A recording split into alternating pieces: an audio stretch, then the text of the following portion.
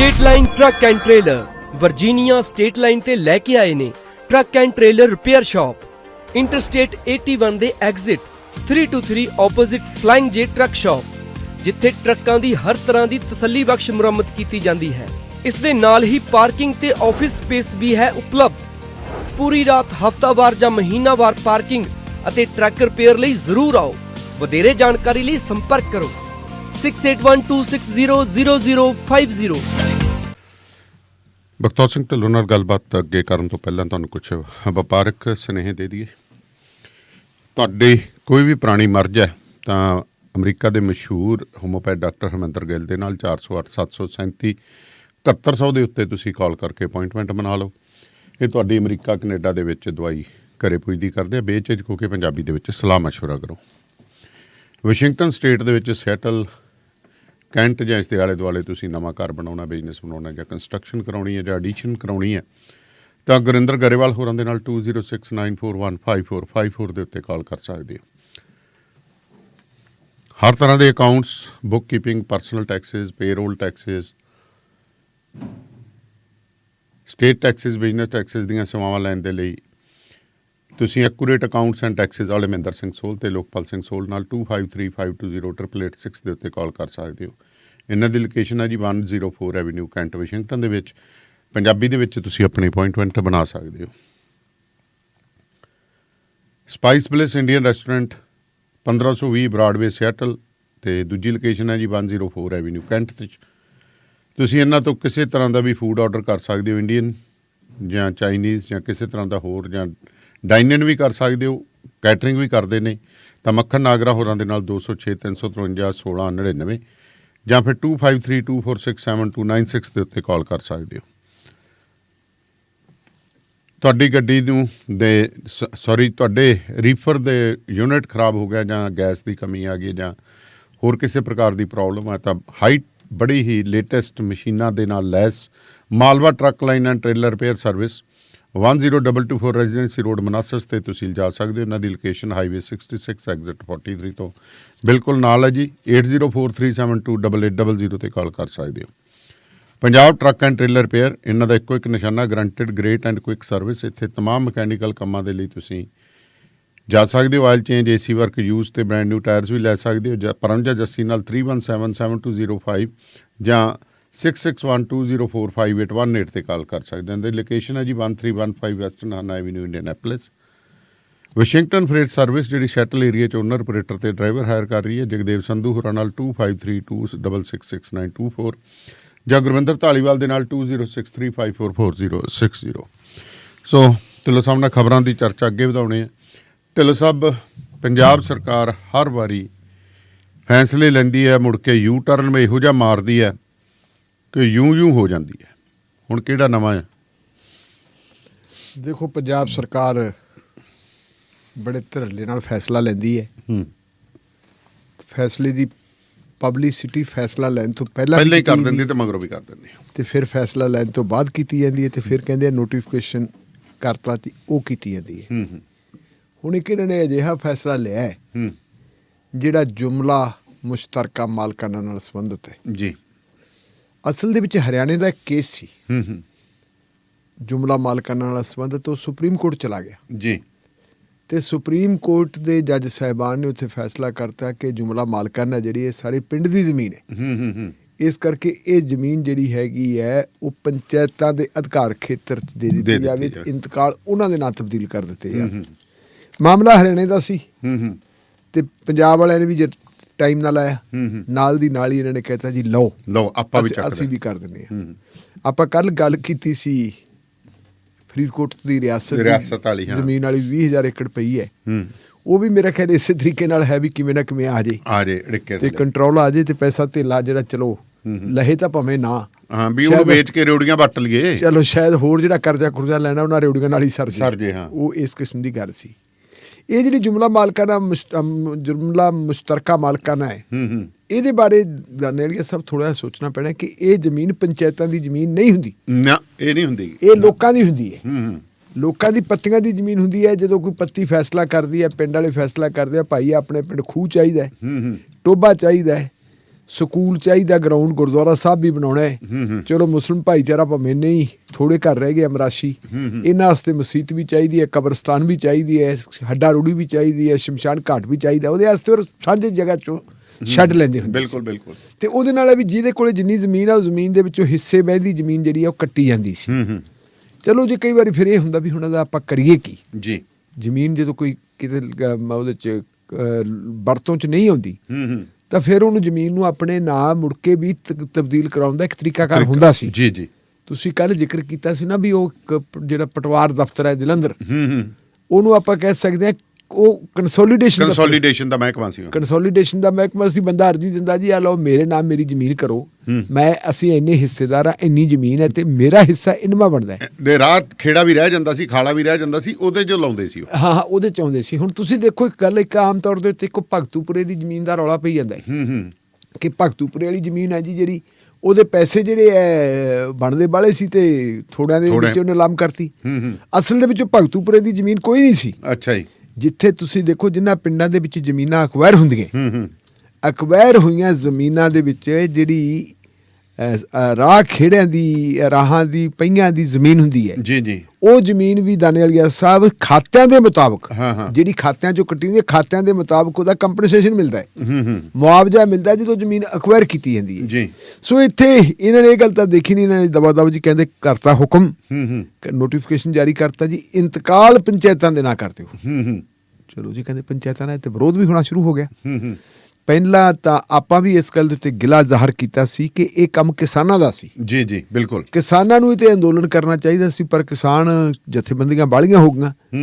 ਉਂਝ ਭਾਵੇਂ ਆ ਹੁਣ ਤੁਸੀਂ ਦੇਖੋ ਕਿ 26 ਤਾਰੀਖ ਨੂੰ ਉਹਨਾਂ ਨੇ ਇੱਕ ਕਿਸਾਨਾਂ ਨੇ ਦਿਨ ਵੀ ਬਣਾਇਆ ਜੀ, ਤੇ ਉਸ ਦਿਨ ਦੇ ਰਾਹੀਂ ਉਹਨਾਂ ਨੇ ਕਿਹਾ ਕਿ 26 ਨਵੰਬਰ ਦਾ ਦਿਨ ਉਹ ਹੈ ਜਦੋਂ ਪੰਜਾਬ ਹਰਿਆਣੇ ਚੋਂ ਦਿੱਲੀ ਨੂੰ ਚਾਲੇ ਪਏ ਸੀ ਕਿਸਾਨਾਂ ਨੇ, ਤੇ ਸਾਲ ਪੂਰਾ ਹੋਇਆ। ਉਹਨਾਂ ਨੇ ਕੇਂਦਰ ਸਰਕਾਰ ਨੂੰ ਯਾਦ ਕਰਾਇਆ, ਪੰਜਾਬ ਸਰਕਾਰ ਨੂੰ ਵੀ ਝਟਕਾ ਦਿੱਤਾ ਕਿ ਮਤ ਭੁੱਲੋ ਕਿ ਅਸੀਂ ਸੌਂ ਗਏ ਹਾਂ, ਜੀ ਜੀ, ਅਸੀਂ ਜਾਗਦੇ ਹਾਂ, ਔਰ ਜਿਹੜੇ ਸਾਡੇ ਹੱਕ ਹਕੂਕ ਤੁਹਾਡੇ ਨਾਲ ਵਾਅਦੇ ਮੁਆਹਦੇ ਦੇ ਕੀਤੇ ਆ ਉਹ ਪੂਰੇ ਕਰਾਉਣ ਜਾਣਦੇ ਤੇ ਕਰਾਵਾਂਗੇ।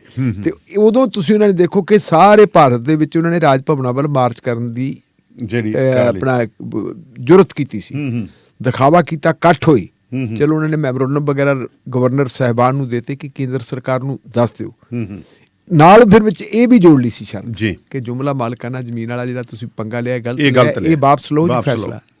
ਦੂਜੇ ਪਾਸੇ ਆਪਣੇ BKU ਸਿੱਧੂਪੁਰ ਏਕਤਾ, ਉਹਦੇ ਲੀਡਰ ਹੈ ਜਗਜੀਤ ਸਿੰਘ ਡੱਲੇਵਾਲ ਜੀ, ਤੇ ਉਹ ਡੱਲੇਵਾਲ ਸਾਹਿਬ ਵੀ ਤੁਹਾਨੂੰ ਪਤਾ ਵੀ ਮਰਨ ਵਰਤ ਤੇ ਬਹਿ ਗਏ ਸੀ। ਹਫ਼ਤਾ ਤੱਕ ਤਾਂ ਉਹਨਾਂ ਨੇ ਵੀ ਆਪਣਾ ਭਾਰ ਘਟਾਇਆ, ਲੰਗਰ ਪਾਣੀ ਨਹੀਂ ਛਕਿਆ।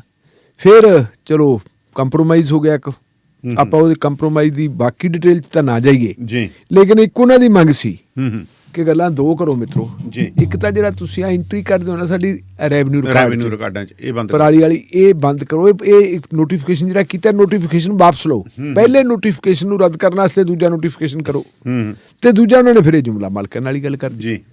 ਤੇ ਦਾਨੇਵਾਲੀਆ ਸਾਹਿਬ ਤੁਹਾਨੂੰ ਚੇਤੇ ਹੋਣਾ ਹੈ ਕਿ ਜਿੱਦੇ ਰਾਤ ਨੂੰ ਦੇਰ ਰਾਤ ਸਰਦਾਰ ਕੁਲਦੀਪ ਸਿੰਘ ਢਾਲੀਵਾਲ ਸਾਹਿਬ ਨੇ ਜੂਸ ਪਿਲਾਇਆ ਬਲਜੀਤ ਸਿੰਘ ਆਪਣਾ ਜਗਜੀਤ ਸਿੰਘ ਡੱਲੇਵਾਲ ਹੋਰਾਂ ਨੂੰ, ਤੇ ਉਹ ਕਹਿੰਦੇ ਜੀ ਗੱਲ ਇਹ ਹੈ ਵੀ ਫਿਰ ਉਹ ਜਿਹੜਾ ਹੈਗਾ ਤੁਹਾਡਾ ਰੈੱਡ ਇੰਟਰੀਜ਼ ਵਾਲਾ ਮਾਮਲਾ, ਤੇ ਰੈੱਡ ਇੰਟਰੀ ਵਾਲੇ ਮਾਮਲੇ 'ਚ ਤਾਂ ਬਦਨਾਮੀ ਵੀ ਵਾਹਵਾ ਹੋ ਗਈ ਸੀ। ਲੋਕਾਂ ਨੇ ਮੁੱਖ ਮੰਤਰੀ ਸਾਹਿਬ ਦੇ ਖੇਤਾਂ ਦੀ ਕੱਢ ਕੇ ਵੀਡੀਓ ਪਾਤੀ ਕਿ ਆਹ ਦੇਖੋ ਜੀ ਕੀ ਹੋਈ ਜਾਂਦਾ। ਕਹਿੰਦੇ ਜੀ ਕੋਈ ਨਹੀਂ ਕਰ ਦਾਂਗੇ ਰੱਦ, ਕਹਿੰਦੇ ਰੱਦ ਨਹੀਂ ਆਰਡਰ। ਫਿਰ ਮੈਂ ਇੱਕ ਅੰਗਰੇਜ਼ੀ ਅਖਬਾਰ 'ਚ ਪੜ੍ਹਿਆ ਸੀ, ਕਹਿੰਦੇ ਵੀ ਨੋਟੀਫਿਕੇਸ਼ਨ ਨਾਲ ਹੀ ਲੈ ਗਏ ਸੀ। ਕਹਿੰਦੇ ਆ ਲਓ ਜੀ ਨੋਟੀਫਿਕੇਸ਼ਨ ਦੇਖ ਲਓ। ਨੋਟੀਫਿਕੇਸ਼ਨ ਉਹਨਾਂ ਨੂੰ ਭਾਵੇਂ ਦਿਖਾਤਾ ਸੀ ਪਹਿਲੇ ਦਿਨ, ਤੇ ਅਗਲੇ ਦਿਨ ਫਿਰ ਉਹ ਵੀ ਕਰਤਾ ਸੀ, ਲਓ ਜੀ ਖਤਮ ਸਾਰਾ ਕੁਛ। ਨਹੀਂ ਅਸੀਂ ਮਤਲਬ ਜਿਹੜੀ ਹੈਗੀ ਆ ਉਹ ਜਿਹੜੀਆਂ ਇੰਟਰੀਆਂ ਕੀਤੀਆਂ ਉਹ ਕੰਮ ਖਤਮ। ਪਹਿਲਾਂ ਜਿਹੜਾ ਨੋਟੀਫਿਕੇਸ਼ਨ ਆ ਉਹ ਵਾਪਸ ਲੈਣੇ ਜਾਂ ਉਹਨੂੰ ਰੱਦ ਕਰਦੇ, ਉਹ ਕੌਣ ਨੋਟੀਫਿਕੇਸ਼ਨ ਕਰਤਾ ਸੀ। ਹੁਣ ਇੱਧਰਲੇ ਪਾਸੇ ਜਿਹੜਾ ਇਹ ਆ ਗਿਆ ਜੁਮਲਾ ਮਾਲਕਾਨਾ ਵਾਲਾ, ਜੁਮਲਾ ਮਾਲਕਾਨਾ ਵਾਲਾ ਥੁੱਕਿਆ ਕਿਉਂ ਚੱਟਣਾ ਪਿਆ ਜੀ। ਇੱਕ ਤਾਂ ਵਿਰੋਧ ਹੋ ਰਿਹਾ ਸੀ, ਦੂਜਾ ਪੰਜਾਬ ਤੇ ਹਰਿਆਣਾ ਹਾਈ ਕੋਰਟ ਦੇ ਵਿੱਚ ਇੱਕ ਪਟੀਸ਼ਨ ਚਲੀ ਗਈ। ਪਟੀਸ਼ਨ ਕਿੱਥੋਂ ਵਾਲੀ ਚਲੀ ਗਈ ਜੀ? ਹਰਿਆਣੇ ਵਾਲੇ। ਉਹ ਕਹਿੰਦੇ ਜੀ ਜਦੋਂ ਸੁਪਰੀਮ ਕੋਰਟ ਨੇ ਕਰਤਾ, ਭਾਵੇਂ ਮੇਰਾ ਖਿਆਲ ਹੈ ਸ਼ਾਇਦ ਜਿਵੇਂ ਕਿ ਸਿਮਰਜੀਤ ਸਿੰਘ ਮਾਨੂਰਾ ਨੇ ਕਿਹਾ ਸੀ ਗਵਰਨਰ ਸਾਹਿਬ ਨੂੰ ਜਦੋਂ ਮੈਮੋਰੰਡਮ ਦਿੱਤਾ ਹੈ, ਉਹਨਾਂ ਨੇ ਕਿਹਾ ਕਿ ਇੱਕ ਫੈਸਲਾ ਤਾਂ ਹੈਗਾ ਤੇ ਉਹ ਤੋਂ ਬਾਅਦ ਵੀ ਇੱਕ ਫੈਸਲਾ ਹੈ। ਉਹ ਫੈਸਲਾ ਤੁਸੀਂ ਧਿਆਨ 'ਚ ਹੀ ਨਹੀਂ ਰੱਖਿਆ। ਗਵਰਨਰ ਸਾਹਿਬ ਕਹਿੰਦੇ ਸਟੇਟ ਗਵਰਨਮੈਂਟ ਨੇ ਮੈਨੂੰ ਤਾਂ ਦੱਸਿਆ ਨਹੀਂ ਤੇ ਤੁਸੀਂ ਮੈਨੂੰ ਭਾਈ ਐਪਲੀਕੇਸ਼ਨ ਭੇਜ ਦਿਓ ਤੇ ਮੈਂ ਉਹਦੇ ਤੇ ਗੱਲ ਕਰ ਲੈਣਾ। ਉਹ ਐਪਲੀਕੇਸ਼ਨ ਵੀ ਮਾਨ ਸਾਹਿਬ ਨੇ ਭੇਜਤੀ ਸੀ। ਅੱਛਾ ਜੀ, ਉਹ ਐਪਲੀਕੇਸ਼ਨ ਵੀ ਪੈਂਡਿੰਗ ਪਈ ਸੀਗੀ ਮਾਨ ਸਾਹਿਬ ਵਾਲੀ। ਦੂਜੇ ਪਾਸੇ ਜਦੋਂ ਇਹ ਮਾਮਲਾ ਹਰਿਆਣੇ ਦਾ ਗਿਆ, ਜਿਹੜੇ ਹਰਿਆਣੇ ਦਾ ਫੈਸਲਾ ਹੋਇਆ ਵਾ ਸੀ ਜਿਹਦੇ ਆਧਾਰ ਤੇ ਹਾਈ ਕੋਰਟ ਦੇ ਵਿੱਚ ਗਿਆ ਤੇ ਉੱਥੇ 2 ਜੱਜਾਂ ਦਾ ਬੈਂਚ ਸੀ। ਉਹਨਾਂ ਨੇ ਜੀ ਹਰਿਆਣੇ ਵਾਲੀ ਜਿਹੜਾ ਉਹ ਜੁਮਲਾ ਮਾਲਕਾਨਾ ਮੁਸ਼ਤਰਕਾ ਮਾਲਕਾਨਾ ਵਾਲੀ ਜਿਹੜੀ ਸੀਗੀ ਜ਼ਮੀਨ ਵਾਲਾ ਉਹ ਕਰਦੇ ਸੀ ਪੰਚਾਇਤਾਂ ਦੇ ਨਾਲ, ਹਾਈ ਕੋਰਟ ਨੇ ਸਟੇ ਕਰਤਾ। ਸਟੇ ਕਰਕੇ ਤੇ ਨਾਲ ਦੀ ਨਾਲ ਹੀ ਚੀਫ ਜਸਟਿਸ ਨੂੰ ਭੇਜਤਾ ਪੰਜਾਬ ਤੇ ਹਰਿਆਣਾ ਹਾਈ ਕੋਰਟ ਦੇ ਨੂੰ। ਕਿਉਂ ਭੇਜਿਆ? ਕਿਉਂਕਿ ਪੰਜਾਬ ਦੀਆਂ ਬਹੁਤ ਸਾਰੀਆਂ ਪਟੀਸ਼ਨਾਂ ਪਹਿਲਾਂ ਹੀ ਚੀਫ ਜਸਟਿਸ ਦੇ ਕੋਲੇ ਪੈਂਡਿੰਗ ਪਈਆਂ। ਅੱਛਾ ਜੀ। ਤੇ ਉਹਨਾਂ ਨੇ ਨਾਲ ਜੱਜ ਸਾਹਿਬਾਨ ਨੇ ਦੋਨਾਂ ਮੈਡਮਾਂ ਨੇ ਲਿਖ ਕੇ ਭੇਜਤਾ ਜੀ ਤੁਹਾਡੇ ਕੋਲੇ ਪਿਆ ਹੈ, ਫੈਸਲਾ ਹਰਿਆਣੇ ਵਾਲਾ ਤੁਸੀਂ ਕਰ ਦਿਓ ਪੰਜਾਬ ਦੇ ਨਾਲ। ਤੇ ਫਿਰ ਸਾਡੇ ਵਾਲੇ ਬੇਲੀਆਂ ਨੂੰ ਵੀ ਪਤਾ ਲੱਗ ਗਿਆ ਕਿ ਗੱਲ ਭਾਵੇਂ ਸਿੱਧੇ ਤੌਰ ਦੇ ਉੱਤੇ ਇਹਦੇ ਤੇ ਸਟੇ ਨਹੀਂ ਲਾਈ, ਪਰ ਟੇਢੇ ਢੰਗ ਨਾਲ ਸਟੇ ਪੰਜਾਬ ਵਾਲੇ 'ਚ ਵੀ ਲੱਗ ਗਈ। ਹਾਈ ਕੋਰਟ ਦਾ ਜਦੋਂ ਮਤਲਬ ਜਿਹੜਾ ਹੈਗਾ ਡਬਲ ਬੈਂਚ ਦਾ ਫੈਸਲਾ ਹੈ, ਔਰ ਇਹ ਫੈਸਲੇ ਨੂੰ ਚੀਫ ਜਸਟਿਸ ਵੀ ਜਦੋਂ ਉਹਨੇ ਵਿਚਾਰ ਕਰਨੀ ਤੇ ਉਹਨੇ ਇੱਕ ਪਾਸੇ ਜੇ ਇੱਕ ਸਟੇਟ ਦਾ ਸਟੇ ਹੋਇਆ ਵਾ ਤੇ ਦੂਜੇ ਦਾ ਵੀ ਤੇ ਸਟੇ ਹੋਊਗਾ ਹੀ ਹੋਊਗਾ। ਇਹ ਤਾਂ ਹੈ ਨਹੀਂ ਵੀ ਦੂਜੇ ਦਾ ਟੁੱਟ ਜੇ, ਸੁਣਵਾਈ ਤੋਂ ਬਗੈਰ ਤਾਂ ਟੁੱਟਦਾ ਨਹੀਂ, ਉਸ ਸਟੇ ਸੁਣਵਾਈ ਤਾਂ ਹੋਣੀ ਹੈ। ਸੋ ਜੀ ਫਿਰ ਕਹਿੰਦੇ ਚਲੋ ਆਪਾਂ ਵੀ ਸੋਚ ਵਿਚਾਰ ਕਰ ਲਈਏ। ਕੱਲ ਫਿਰ ਮੈਂ ਅੱਜ ਜਿਹੜੀ ਖਬਰ ਪੜ੍ਹੀ ਹੈ ਅਜੀਤ ਅਖਬਾਰ ਦੇ ਫਰੰਟ ਪੇਜ ਤੇ ਖਬਰ ਲੱਗੀ ਹੈ ਜੀ, ਕਹਿੰਦੇ ਜੀ ਫਿਰ ਆਪਾਂ ਵੀ ਜਿਹੜਾ ਪਹਿਲਾ ਨੋਟੀਫਿਕੇਸ਼ਨ ਜਾਰੀ ਕੀਤਾ ਉਹਨੂੰ ਰੱਦ ਕਰ ਦਿੰਦੇ ਹਾਂ। ਹੁਣ ਜਿਹੜਾ ਪਹਿਲਾ ਨੋਟੀਫਿਕੇਸ਼ਨ ਜਾਰੀ ਕੀਤਾ ਸੀ ਜੀ ਉਹ ਰੱਦ ਕਰਤਾ ਜੀ। ਉਹ ਜੁਮਲਾ ਮਾਲਕਾਨਾ ਜਿਹੜਾ ਹੱਕ ਹੈਗਾ ਉਹ ਅਜੇ ਤੱਕ ਉਹ ਪੱਤੀਆਂ ਦੇ ਕੋਲੇ ਉਹਨਾਂ ਲੋਕਾਂ ਕੋਲੇ ਰਹੂਗਾ, ਪੰਚਾਇਤਾਂ ਦੇ ਨਾਲ ਜਿਹੜਾ ਉਹ ਫਿਲਹਾਲ ਰੁਕ ਗਿਆ। ਅਗਾਂਹ ਨੂੰ ਸਰਕਾਰ ਅੱਗੇ ਕੀ ਫੈਸਲਾ ਕਰਦੀ ਹੈ, ਇੱਕ ਵਾਰੀ ਉੱਤੇ ਰੋਕ ਲਾ ਦਿੱਤੀ ਹੈ, ਅੱਗੇ ਫੈਸਲਾ ਕੀ ਕਰਦੀ ਉਹ ਆਪਾਂ ਫਿਰ ਵੇਖ ਲਾਂਗੇ ਜੀ। ਤੇ ਹੁਣ ਕਹਿੰਦੇ ਜਿਹੜਾ ਮੋਗਾ ਦਾ ਕੋਈ ਜ਼ਿਲ੍ਹਾ ਪ੍ਰਧਾਨ ਸੀਗਾ ਉਹਨੂੰ ਰਾਜੇ ਵੜਿੰਗ ਨੇ ਬਾਹਰ ਦਾ ਰਸਤਾ ਦਿਖਾਤਾ ਜੀ, ਕਿਉਂ? ਦੇਖੋ ਜਾਣੇ ਵਾਲੀ ਸਭ ਕਈ ਗੱਲਾਂ ਹੋ ਜਾਂਦੀਆਂ। ਮੋਗੇ ਦਾ ਜਿਹੜਾ ਜ਼ਿਲ੍ਹਾ ਪ੍ਰਧਾਨ ਹੈ ਉਹਦਾ ਨਾਮ ਹੈਗਾ ਕਮਲਜੀਤ ਸਿੰਘ ਬਰਾੜ ਜੀ, ਤੇ ਕਮਲਜੀਤ ਸਿੰਘ ਬਰਾੜ ਸਰਦਾਰ ਦਰਸ਼ਨ ਸਿੰਘ ਬਰਾੜ ਦਾ ਬੇਟਾ ਹੈ। ਅੱਛਾ ਜੀ। ਦਰਸ਼ਨ ਸਿੰਘ ਬਰਾੜ ਕਈ ਵਾਰੀ ਪੰਜਾਬ ਵਿਧਾਨ ਸਭਾ ਦਾ ਮੈਂਬਰ ਰਹਿ ਚੁੱਕਾ ਹੈ। ਉਹ ਇੱਕ ਵਾਰੀ ਜਗਰਾਉਂ ਤੋਂ ਵੀ ਐਮਐਲਏ ਬਣ ਗਏ ਸੀ। ਅੱਛਾ ਜੀ। ਤੇ ਦੂਜੀ ਵਾਰੀ ਫਿਰ ਉਹ ਬਣੇ ਆ ਬਾਘਾ ਪੁਰਾਣਾ ਤੋਂ, ਔਰ ਤੀਜੀ ਵਾਰੀ ਤੁਸੀਂ ਦੇਖਿਆ ਹੋਣਾ ਕਿ ਉਦੋਂ ਵੀ ਉਹ ਚਰਚਾ 'ਚ ਆ ਗਏ ਸੀ ਜਦੋਂ ਕੈਪਟਨ ਅਮਰਿੰਦਰ ਸਿੰਘ ਦੇ ਖਿਲਾਫ ਬਗਾਵਤ ਦੀ ਸ਼ੁਰੂਆਤ ਹੋਈ ਹੈ ਜੀ। ਤ੍ਰਿਪਤ ਰਜਿੰਦਰ ਬਾਜਵੇ ਦੇ ਘਰ ਇੱਕ ਮੀਟਿੰਗ ਸੀ, ਉਸ ਮੀਟਿੰਗ ਦੇ ਵਿੱਚ ਬਹੁਤ ਸਾਰੇ ਲੋਕ ਗਏ ਸੀ ਜੀ, ਉਹਨਾਂ ਦੇ ਵਿੱਚ ਦਰਸ਼ਨ ਸਿੰਘ ਬਰਾੜ ਵੀ ਸੀ। ਤੇ ਜਦੋਂ ਦਰਸ਼ਨ ਸਿੰਘ ਬਰਾੜ ਨੂੰ ਬੋਲਣ ਦਾ ਮੌਕਾ ਮਿਲਿਆ ਵੀ ਤੁਸੀਂ ਬੋਲੋ, ਤੇ ਫਿਰ ਉਹਨੇ ਜੱਟਕੀ ਭਾਸ਼ਾ 'ਚ ਬੋਲਿਆ ਸੀ ਜੀ। ਉਹਦਾ ਯਾਰ ਗੱਲ ਇਹ ਹੈ ਵੀ ਕਾਂਗਰਸ ਪਾਰਟੀ ਡੁੱਬੀ ਜਾਂਦੀ ਹੈ ਜੀ, ਇਹਨੂੰ ਕੈਪਟਨ ਨੂੰ ਤਾਂ ਹੁਣ ਲਾ ਹੀ ਦੇਣਾ, ਇਹਨੂੰ ਲਾ ਦੇਣਾ ਚਾਹੀਦਾ ਜੀ। ਤੇ ਇਹਦੀ ਥਾਂ ਦੇ ਉੱਤੇ ਪ੍ਰਧਾਨ ਬਣਾ ਦੇ ਇਹਨੂੰ ਆਪਣੇ ਨੂੰ ਨਵਜੋਤ ਸਿੱਧੂ ਨੂੰ। ਤੇ ਫਿਰ ਉਹਨੇ ਕਿਹਾ ਸੀ ਉਹ ਕਹਿੰਦਾ ਦੋ ਹੱਥ ਦੇ ਵਿੱਚ ਬੈਟ ਜਾ ਫੜ ਕੇ, ਜਿਵੇਂ ਬੈਟ ਵਾਲੇ ਐਕਸ਼ਨ ਹੁੰਦਾ, ਐਕਸ਼ਨ ਜਾ ਕੀਤਾ, ਦੋ ਕੋ ਇੱਧਰ ਮਾਰੂਗਾ ਦੋ ਕੋ ਇੱਧਰ ਮਾਰੂ, ਤੇ ਸਾਰੇ ਲੋਕ ਮਗਰ ਲੱਗ ਜਾਣਗੇ ਤੇ ਅਸੀਂ ਵੀ ਜਿੱਤ ਜਾਾਂਗੇ ਤੇ ਸਰਕਾਰ ਵੀ ਸਾਡੀ ਬਣ ਜੂਗੀ। ਇਹ ਉਦੋਂ ਵੀ ਵਾਹਵਾ ਉਹ ਚਰਚਾ 'ਚ ਆਏ ਸੀ। ਫਿਰ ਤੁਹਾਡੀ ਯਾਦ ਹੋਣਾ ਇੱਕ ਉਦੋਂ ਵੀ ਚਰਚਾ 'ਚ ਕਾਫੀ ਆ ਗਏ ਸੀ ਜਦੋਂ ਕਮਲਜੀਤ ਸਿੰਘ ਬਰਾੜ ਦਾ ਕੋਈ ਜਿਹੜਾ ਹੈਗਾ ਮਾਈਨਿੰਗ ਦਾ ਕਾਰੋਬਾਰ ਸੀ, ਔਰ ਉਹ ਮਾਈਨਿੰਗ ਦਾ ਕਾਰੋਬਾਰ ਵੀ ਮੇਰਾ ਖਿਆਲ ਆ ਵੀ ਉਹ ਤਾਂ ਸੀ ਹੁਸ਼ਿਆਰਪੁਰ ਵਾਲੇ ਪਾਸੇ। ਹਾਂ ਸੀਗਾ, ਇਹ ਉਹ ਬਿਨਾਂ ਉਹ ਤੋਂ ਚੱਲੀ ਜਾਂਦੇ ਕਾਗਜ਼ਾਂ ਤੋਂ, ਇਹਨਾਂ ਦਾ ਕਾਗਜ਼ ਪੱਤਰ ਥੋੜੇ ਜਿਹੇ ਸੀ ਤੇ ਕੰਮ ਬੜਾ ਚੱਲੀ ਜਾਂਦਾ ਸੀ। ਹਾਂ। ਤੇ ਉਹ ਜਿਹੜਾ ਹੈਗਾ ਸੀ ਉਦੋਂ ਫਿਰ ਉਹ ਵੀ ਰੱਦ ਹੋ ਗਿਆ ਸੀ। ਉਦੋਂ ਵੀ ਚਰਚਾ ਵਾਹਵਾ ਹੋ ਗਈ ਸੀ, ਔਰ ਫਿਰ ਇਹ ਵੀ ਚਰਚਾ ਹੁੰਦੀ ਰਹੀ ਹੈ ਕਿ ਜਿਹੜੇ ਗੁਰੂ ਗ੍ਰੰਥ ਸਾਹਿਬ ਦੀ ਬੇਅਦਬੀ ਦੇ ਮਾਮਲੇ ਸੀ ਜੀ, ਬੇਅਦਬੀ ਦੇ ਮਾਮਲਿਆਂ ਦੇ ਵਿੱਚ ਜਦੋਂ ਵੀ ਕੋਈ ਸੰਘਰਸ਼ ਸ਼ੁਰੂ ਹੁੰਦਾ ਸੀ, ਦਾਨੇ ਵਾਲੀਆਂ ਸਭ ਗੱਲ ਇਹ ਨਹੀਂ ਕਿ ਬੰਦੇ ਦੀ ਸਾਰੀ ਚੀਜ਼ ਹੀ ਨੈਗੇਟਿਵ, ਹਾਂਜੀ ਕੁਝ ਪੋਜ਼ਿਟਿਵ ਵੀ ਹੁੰਦੀਆਂ। ਉਦੋਂ ਕਮਲਜੀਤ ਸਿੰਘ ਬਰਾੜ ਨੇ ਇੱਕ ਵਾਰੀ ਕਾਂਗਰਸ ਪਾਰਟੀ ਦੀ ਰੈਲੀ 'ਚ ਜਾਣ ਦੀ ਬਜਾਏ ਉਹਨੇ ਤਰਜੀਹ ਦਿੱਤੀ ਸੀ ਕਿ ਗੁਰੂ ਗ੍ਰੰਥ ਸਾਹਿਬ ਦੀ ਬੇਅਦਬੀ ਦੇ ਖਿਲਾਫ ਜਿਹੜਾ ਇਕੱਠ ਹੋਇਆ ਮੈਂ ਤਾਂ ਉਧਰ ਜਾਣਾ। ਉਹ ਬੰਦਾ ਉਧਰ ਚਲਾ ਗਿਆ ਸੀ, ਔਰ ਉਹਨੇ ਸਾਬਤ ਕੀਤਾ ਸੀ ਕਿ ਮੇਰੇ ਲਈ ਪਾਰਟੀ ਮਗਰੋਂ ਹੈ ਤੇ ਮੇਰਾ ਧਰਮ ਪਹਿਲਾਂ ਹੈ। ਗੁਰੂ ਗ੍ਰੰਥ ਸਾਹਿਬ ਸਾਡੇ ਵਾਸਤੇ ਸੁਪਰੀਮ ਹੈ, ਵੈਸੇ ਸਾਰਿਆਂ ਵਾਸਤੇ ਸੁਪਰੀਮ ਹੈ, ਜਿਹੜੇ ਹੈ ਨਾਨਕ ਨਾਮ ਲੇਵਾ ਹਰ ਬੰਦੇ ਵਾਸਤੇ, ਇਸ ਕਰਕੇ ਉਹ ਬੰਦੇ ਦੀ ਚਰਚਾ ਹੈ। ਹੁਣ ਜਿਵੇਂ ਆਪਾਂ ਗੱਲ ਕਰਦੇ ਹਾਂ ਕਿ ਬੰਦੇ ਦੀ ਗੱਲ ਪੱਗ ਵਾਲਾ ਬੰਦਾ ਹੋਵੇ, ਦਾੜੀ ਉਹਦੀ ਪ੍ਰਕਾਸ਼ ਕੀਤੀ ਹੋਵੇ, ਦਾੜੀ ਖੁੱਲੀ ਕੀਤੀ ਹੋਵੇ, ਤੇ ਗੱਲ ਬੰਦਾ ਸਿੱਖੀ ਦੀ ਕਰਦਾ, ਸਿੱਖ ਸਿਧਾਂਤਾਂ ਦੀ ਕਰਦਾ ਹੈ, ਇਹ ਗੱਲ ਕੋਈ ਛੋਟੀ ਨਹੀਂ। ਹੁਣ ਤੁਸੀਂ ਦੇਖੋ ਵੀ ਜਦੋਂ ਇਹ ਸਿੱਖੀ ਦੀ ਗੱਲ ਕਰਦੇ ਹੈ ਉਦੋਂ ਅੰਮ੍ਰਿਤਪਾਲ ਸਿੰਘ ਦੀ ਜਿਹੜੀ ਉਹ ਚਰਚਾ ਅੱਜ ਕੱਲ੍ਹ ਚੱਲੀ ਹੋਈ ਹੈ ਜੀ, ਉਹ ਆਪਣਾ ਕੀ ਖਾਲਸਾ ਬਹੀਰ ਵੀ ਚੱਲ ਰਹੀ ਹੈ, ਤੇ ਨਾਲ ਜਿਹੜਾ ਹੈਗਾ ਅੰਮ੍ਰਿਤਪਾਨ ਕਰਵਾਉਣ ਵਾਲੀ ਵੀ ਉਹਨਾਂ ਦੀ ਮੁਹਿੰਮ ਚੱਲ ਰਹੀ ਹੈ। ਉਹਦੇ ਤੇ ਕੁਝ ਲੋਕਾਂ ਨੂੰ ਇਤਰਾਜ਼ ਸੀ ਕਿ ਜੀ ਇਹ ਤਾਂ ਹਾਲਾਤ ਖਰਾਬ ਕਰਾਉਣ ਵਾਸਤੇ ਆ ਗਏ ਜੀ, ਕੋਈ ਬੀਜੇਪੀ ਦੀ ਸਾਜ਼ਿਸ਼ ਕਹਿੰਦਾ, ਕੋਈ ਆਪ ਵਾਲਿਆਂ ਦੀ ਸਾਜ਼ਿਸ਼ ਕਹਿੰਦਾ, ਕੋਈ ਸਿੱਖ ਕਾਕਸ ਵਾਲਿਆਂ ਦੀ ਕਹੀ ਜਾਂਦਾ, ਅਲੱਗ-ਅਲੱਗ ਥਾਵਾਂ ਤੇ ਉਹ ਸਾਰੇ ਦੇ ਸਾਰੇ ਲੋਕ ਕਹੀ ਜਾਂਦੇ। ਹਰ ਬੰਦੇ ਦੇ ਆਪੋ ਆਪਣੇ ਵਿਚਾਰ ਹੈ, ਜੇ ਕੋਈ ਬੰਦਾ ਬੋਲਦਾ ਤਾਂ ਉਹ ਆਪਦੇ ਹੱਕ 'ਚ ਤਰਕ ਦਿੰਦਾ ਵੀ ਆਹ ਸਾਰਾ ਕੁਛ ਹੈ। ਉਹਦੇ ਤੇ ਆ ਗਿਆ ਜੀ ਇਹ ਬੰਦਾ ਖਾਲਿਸਤਾਨ ਦੀ ਗੱਲ ਕਰਦਾ। ਮੇਰੇ ਖਿਆਲ ਮੁਤਾਬਕ ਖਾਲਿਸਤਾਨ ਦੀ ਗੱਲ ਸ਼ਾਇਦ ਉਹਨੇ ਸਿੱਧੇ ਤੌਰ ਤੇ ਤਾਂ ਹਾਲੇ ਨਹੀਂ ਕੀਤੀ, ਪਰ ਜੇ ਖਾਲਿਸਤਾਨ ਦੀ ਗੱਲ ਕਰ ਵੀ ਲਵੇ ਤਾਂ ਭਾਰਤੀ ਕਨਸਟੀਟਿਊਸ਼ਨ ਕਿ ਪੁਰਅਮਨ ਰਹਿ ਕੇ ਤੁਸੀਂ ਆਪਣੀ ਖਾਲਿਸਤਾਨ ਵਾਲੀ ਗੱਲ ਕਰ ਸਕਦੇ ਹੋ। ਹਿੰਦੂ ਸਟੇਟ ਦੀ ਗੱਲ ਕਰ ਸਕਦੇ ਤਾਂ ਖਾਲਿਸਤਾਨ ਦੀ ਮੈਂ ਉੱਥੇ ਹੀ ਆਉਣਾ ਕਿ ਹਿੰਦੂ ਸਟੇਟ ਵਾਲੀ ਜਿਹੜੀ ਗੱਲ ਕੀਤੀ ਹੈ ਇਹਦੇ ਤੇ ਜਿਹੜਾ ਸਭ ਤੋਂ ਵਧੀਆ ਰਿਐਕਸ਼ਨ ਹੈ ਉਹ ਵਧੀਆ ਰਿਐਕਸ਼ਨ ਆਇਆ ਰਾਣਾ ਗੁਰਜੀਤ ਸਿੰਘ ਦਾ ਜੀ। ਰਾਣਾ ਗੁਰਜੀਤ ਸਿੰਘ ਦੀ ਨਵਜੋਤ ਸਿੰਘ ਸਿੱਧੂ ਨਾਲ ਕੋਈ ਬਹੁਤੀ ਨੇੜਤਾ ਨਹੀਂ ਹੈ, ਸਗੋਂ ਨਵਜੋਤ ਸਿੰਘ ਸਿੱਧੂ ਦੇ ਨਾਲ 36 ਦਾ ਅੰਕੜਾ ਸੀ ਜਦੋਂ ਸੁਲਤਾਨਪੁਰ ਲੋਧੀ ਤੋਂ ਨਵਜੋਤ ਸਿੰਘ ਸਿੱਧੂ ਨੇ ਕਿਹਾ ਸੀ ਕਿ ਨਵਤੇਜ ਸਿੰਘ ਚੀਮਾ ਮੇਰਾ ਕੈਂਡੀਡੇਟ ਹੈ ਜੀ, ਮੈਂ ਤਾਂ ਇਹਦੀ ਠੋਕ ਕੇ ਮਦਦ ਕਰੂੰਗਾ ਤਾਂ ਮੈਂ ਇਹਦੀ ਖਾਤਰ ਗੱਲ ਕਰੂੰਗਾ। ਤੇ ਉਦੋਂ ਰਾਣੇ ਨੇ ਕਹਿਤਾ ਸੀ ਭਾਈ ਜਿੰਨਾ ਮਰਜ਼ੀ ਜ਼ੋਰ ਲਾ ਲਾ ਤਾਂ ਮੇਰਾ ਮੁੰਡਾ ਇੰਡੀਪੈਂਡੈਂਟ ਖੜੂਗਾ ਤੇ ਉਹਨੂੰ ਮੈਂ ਜਿਤਾਊਂਗਾ ਵੀ ਤੇ ਮੁੰਡਾ ਜਿੱਤੂਗਾ ਵੀ ਆਪਦੇ ਬਲਬੂਤੇ। ਉਹਨੇ ਸੋ ਠੋਕ ਕੇ ਗੱਲ ਕਹੀ ਸੀ। ਕਮਲਜੀਤ ਸਿੰਘ ਬਰਾੜ ਦੇ ਉੱਤੇ ਇਹ ਕਿ ਉਹਦੀ ਕਮਲਜੀਤ ਸਿੰਘ ਬਰਾੜ ਦੀ ਨੇੜਤਾ ਵੀ ਨਵਜੋਤ ਸਿੰਘ ਸਿੱਧੂ ਨਾਲ, ਠੀਕ ਹੈ, ਇਹ ਗੱਲ ਆਪਦੀ ਥਾਂ ਤੇ ਉੱਤੇ ਆ ਗਈ। ਪਰ ਰਾਣਾ ਗੁਰਜੀਤ ਸਿੰਘ ਦੀ ਤਾਂ ਤੁਹਾਡੇ ਮੇਰੇ ਨੂੰ ਦਾੜੀ ਵੀ ਕਤਰੀ ਹੈਗੀ ਹੈ। ਰਾਣਾ ਚਲ ਹੁਣ ਰੱਖ ਲਈ, ਚਲੋ ਰੱਖ ਲਈ ਹੋਣੀ ਹੈ, ਪਹਿਲਾਂ ਮੇਰੀ ਤਾਂ ਚਲੋ ਡੋਰ ਪਾਉਣ ਲੱਗ ਪਿਆ। ਕਾਰੋਬਾਰ ਵੀ ਉਹਦਾ ਜਿਹੜਾ ਹੈਗਾ, ਜਿਹੜਾ ਉਹਦਾ ਬਿਜ਼ਨਸ ਹੈ ਉਹ ਤਕੜਾ ਹੈ ਔਰ ਉਹਦੇ ਨਾਲ ਲੀਕਰ ਨਾਲ ਸੰਬੰਧਿਤ ਹੈ। ਪਰ ਉਹਨੇ ਇੱਕ ਗੱਲ ਬਹੁਤ ਵਧੀਆ ਕਹੀ ਹੈ, ਉਹ ਕਹਿੰਦਾ ਯਾਰ ਜੇ ਭਗਵੇਂ ਬ੍ਰਿਗੇਡ ਵਾਲੇ ਹਿੰਦੂ ਰਾਸ਼ਟਰ ਦੀ ਗੱਲ ਕਰ ਸਕਦੇ ਹੈ ਤੇ ਅਸੀਂ ਖਾਲਿਸਤਾਨ ਦੀ ਕਿਉਂ ਨਹੀਂ ਕਰ ਸਕਦੇ। ਔਰ ਇਹ ਗੱਲ ਵਾਕਈ ਠੀਕ ਹੈ ਕਿ ਜੇ ਹਾਈ ਕੋਰਟ ਨੇ, ਆਪਣਾ ਸੁਪਰੀਮ ਕੋਰਟ ਨੇ ਲੋਕਾਂ ਨੂੰ ਪੁਰਅਮਨ ਰਹਿ ਕੇ ਆਪਣੇ ਦੇਸ਼ ਵਾਸਤੇ, ਕਿਸੇ ਦੇਸ਼ ਵਾਸਤੇ ਮੰਗ ਕਰਨ ਦੀ ਇਜਾਜ਼ਤ ਦਿੱਤੀ ਹੈ ਤੇ ਇਹਦੇ 'ਚ ਕਿਸੇ ਨੂੰ ਕੋਈ ਇਤਰਾਜ਼ ਨਹੀਂ ਉਹਦੇ। ਤੁਸੀਂ ਵਿਚਾਰਾਂ ਨਾਲ ਮੁਕਾਬਲਾ ਕਰੋ। ਕਿਸੇ ਬੰਦੇ ਨੂੰ ਦੇਸ਼ ਧਰੋਹੀ ਕਹਿਣਾ ਜਾਂ ਨਾ ਕਹਿਣਾ ਇਹ ਗੱਲ ਨਹੀਂ, ਇਹ ਤਾਂ ਹੁਣ ਗੱਲ ਮੁੱਕ ਗਈ ਹੈ ਜੀ ਜੀ। ਖੈਰ ਉਹਦੇ 'ਚ ਹੋਈ। ਹੁਣ ਇੱਥੇ ਕੀ ਹੋਇਆ ਰਫੜ ਕਿ ਕਮਲਜੀਤ ਸਿੰਘ ਬਰਾੜ ਨੇ ਇੱਕ ਤੋਂ ਵੱਧ ਵਾਰੀ ਅੰਮ੍ਰਿਤਪਾਲ ਦੇ ਹੱਕ ਵਿੱਚ ਬੋਲਬਾਣੀ ਉਹਦੀ ਕੀਤੀ ਜੀ। ਰਾਜਾ ਵੜਿੰਗ ਕਿਸੇ ਵੇਲੇ ਬਹੁਤ ਕਰੀਬ ਹੁੰਦੇ ਸੀ ਨਵਜੋਤ ਸਿੰਘ ਸਿੱਧੂ ਹੋਰਾਂ ਦੇ। ਫਿਰ ਨਵਜੋਤ ਸਿੰਘ ਸਿੱਧੂ ਹੋਰਾਂ ਨੂੰ ਸਜ਼ਾ ਹੋ ਗਈ, ਉਹ ਅੰਦਰ ਚਲੇ ਗਏ। ਸ਼ੁਰੂ ਦੇ ਵਿੱਚ ਸ਼ਾਇਦ ਰਾਜਾ ਵੜਿੰਗ ਹੋਰੀ ਉਹਨਾਂ ਨੂੰ ਮਿਲਣ ਵਾਸਤੇ ਨਹੀਂ ਗਏ, ਫਿਰ ਉਹ ਮਿਲਣ ਵਾਸਤੇ ਵੀ ਗਏ, ਕਹਿੰਦੇ ਵੀ ਉਹਨੇ ਅੱਗੋਂ ਮਿਲਣ ਤੋਂ ਇਨਕਾਰ ਕਰਤਾ। ਚਲੋ ਆਪੋ ਆਪਣੀ ਗੱਲ ਹੁੰਦੀ ਹੈ।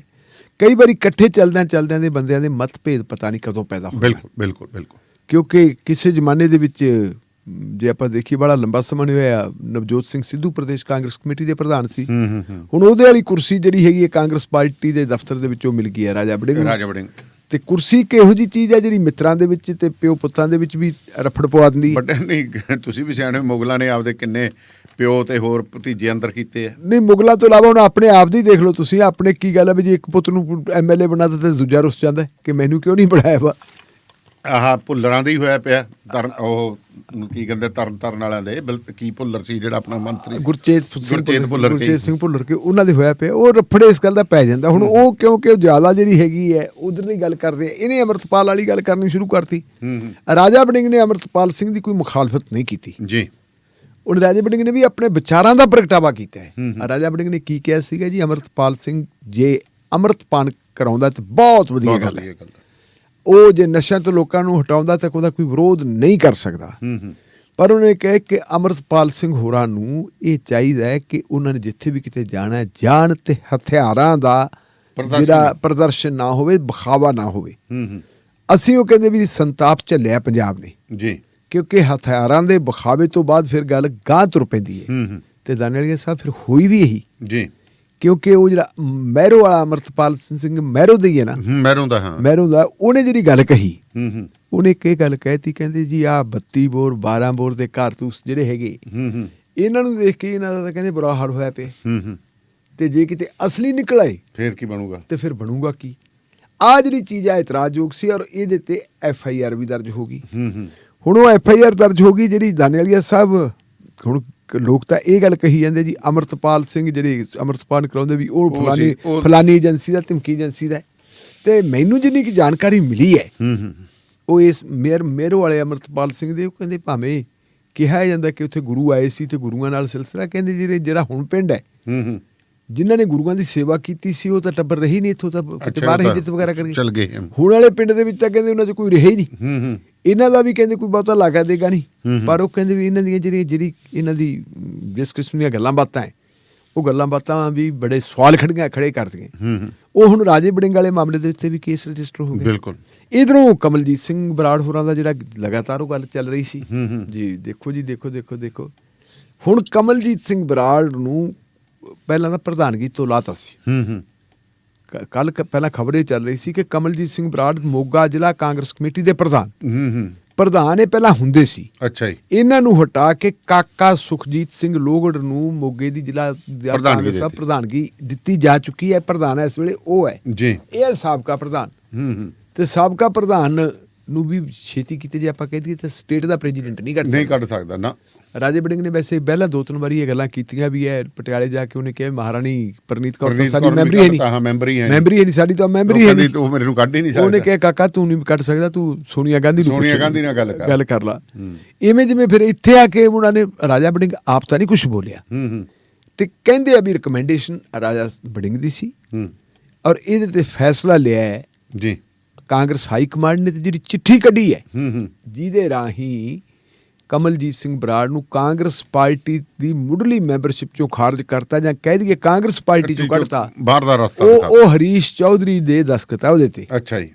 ਤੇ ਹਰੀਸ਼ ਚੌਧਰੀ ਨੇ ਮੇਰਾ ਖਿਆਲ ਆ ਵੀ ਹਰੀਸ਼ ਚੌਧਰੀ ਤੇ ਹਰੀਸ਼ ਰਾਵਤ ਉਹ ਤਾਂ ਪਤਾ ਹੀ ਹੈ ਜਿਹੜੀ ਆ ਪੰਜਾਬ ਦੀ ਕਾਂਗਰਸ ਦੇ ਜਿਹੜੇ ਆਹ ਦਿਨ ਇਹਨਾਂ ਨੂੰ ਦੇਖਣੇ ਪਏ ਹੈ ਇਹਦੇ ਵਿੱਚ ਭੂਮਿਕਾ ਇਹਨਾਂ ਦੀ ਹੈ ਜੀ। ਤੇ ਤੀਜਾ ਇਹਨਾਂ ਦੇ ਨਾਲ ਆ ਗਿਆ ਸੀ ਉਹ ਲਲਿਤ ਮਾਕਣ।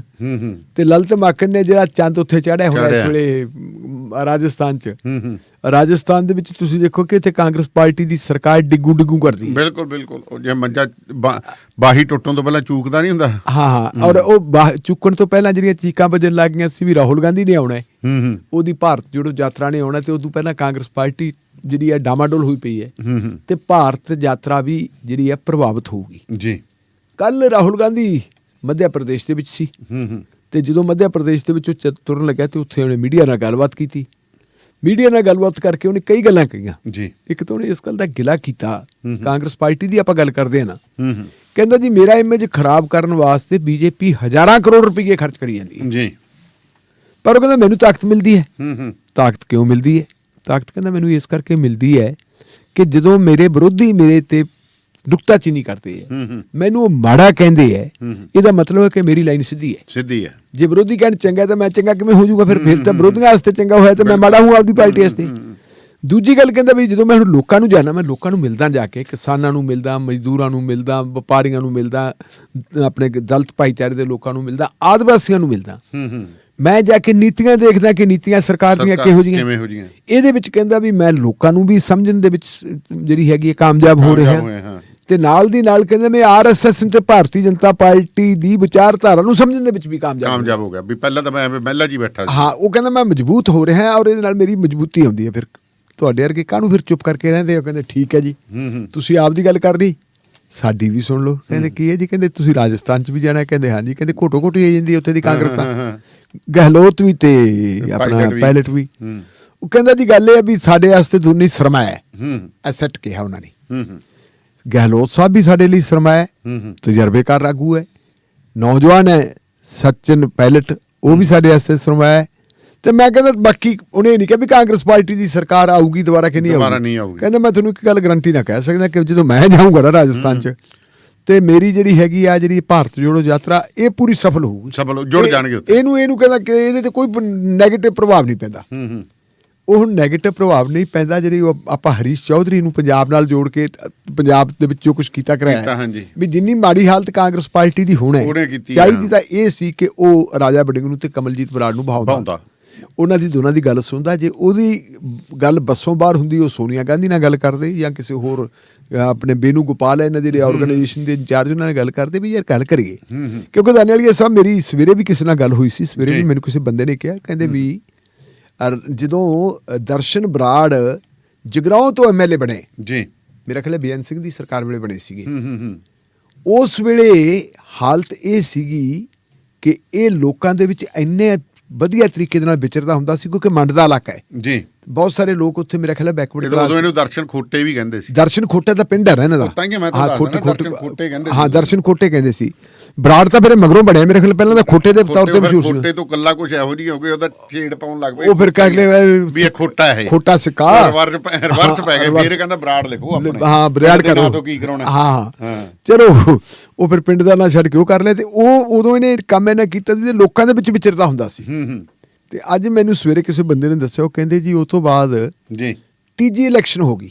ਇੱਕ ਇਲੈਕਸ਼ਨ ਤਾਂ ਕਹਿੰਦੇ ਕੋਈ ਸੀ ਆਪਣੇ ਉਹ ਜੱਸੀ ਖੰਗੂੜੇ ਨੇ ਲੜੀ ਸੀ ਦਾਖੇ ਤੋਂ, ਦੂਜੀ ਇਲੈਕਸ਼ਨ ਫਿਰ ਲੜੀ ਸੀਗੀ ਕੋਈ ਭੈਣੀ ਸੀਗੇ, ਅੱਛਾ ਜੀ। ਉਹਨਾਂ ਨੇ ਲੜੀ।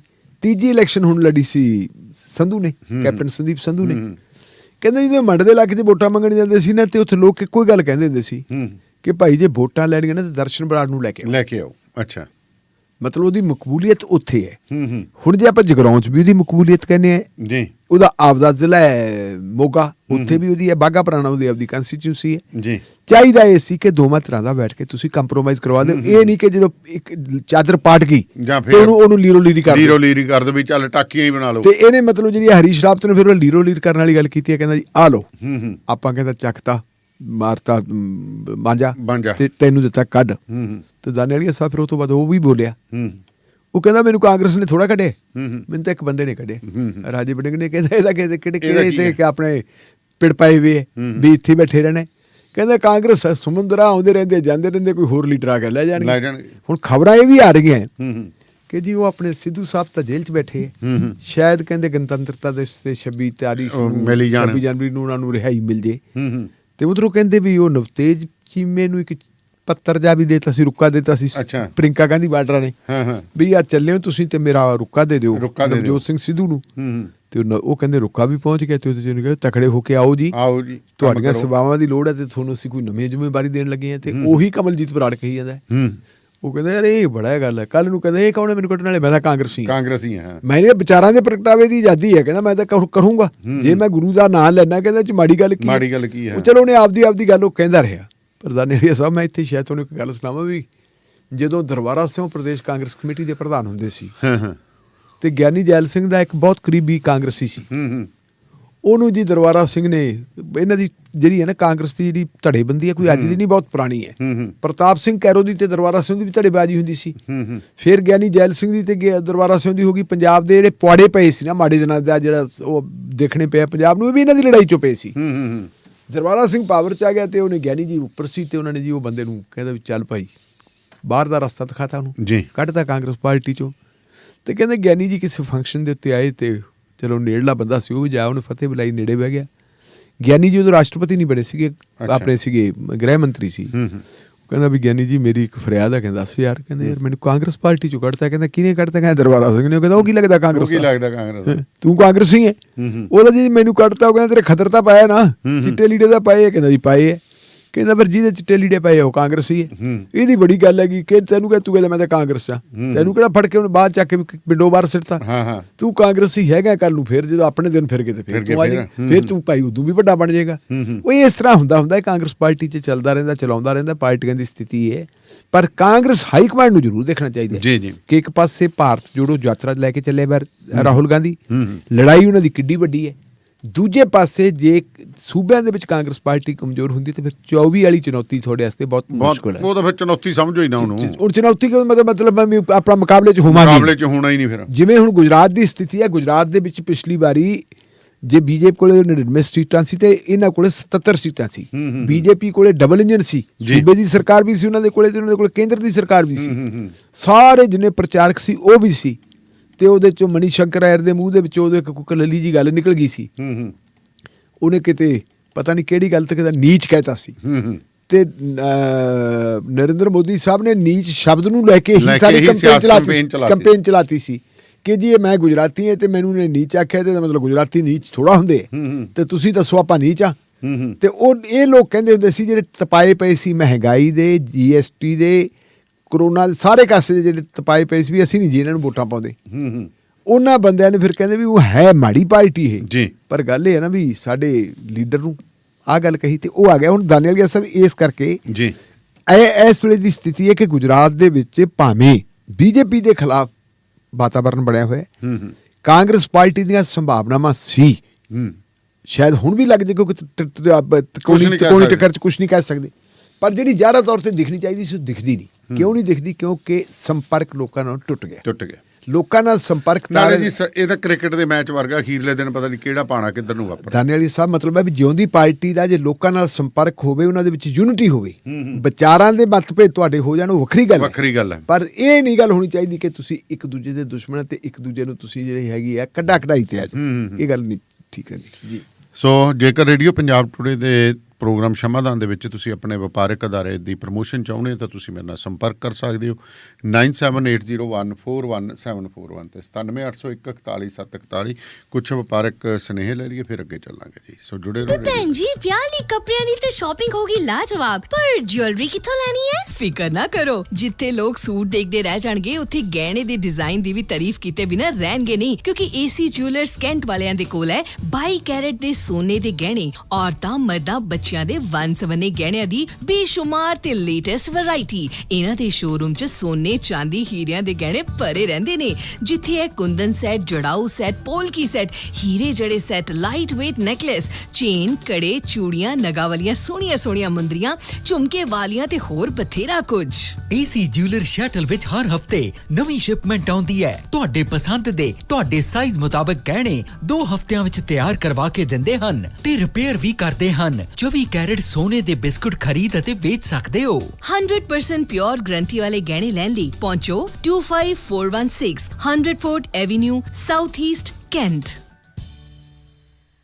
ਓਏ ਮੇਰੇ ਵੀਰ, ਮੈਨੂੰ ਬਸ ਇੱਕ ਗੱਲ ਦੱਸ ਦੇ ਵੀ ਆ ਜਿਹੜੀ ਤੂੰ ਟਰੈਵਲਿੰਗ ਕਰਦਾ ਤੇ ਉਹਦੇ ਤੋਂ ਬਾਅਦ ਫਰੈਸ਼ ਰਹਿਣਾ, ਇਹਦਾ ਰਾਜ਼ ਕੀ ਹੈ?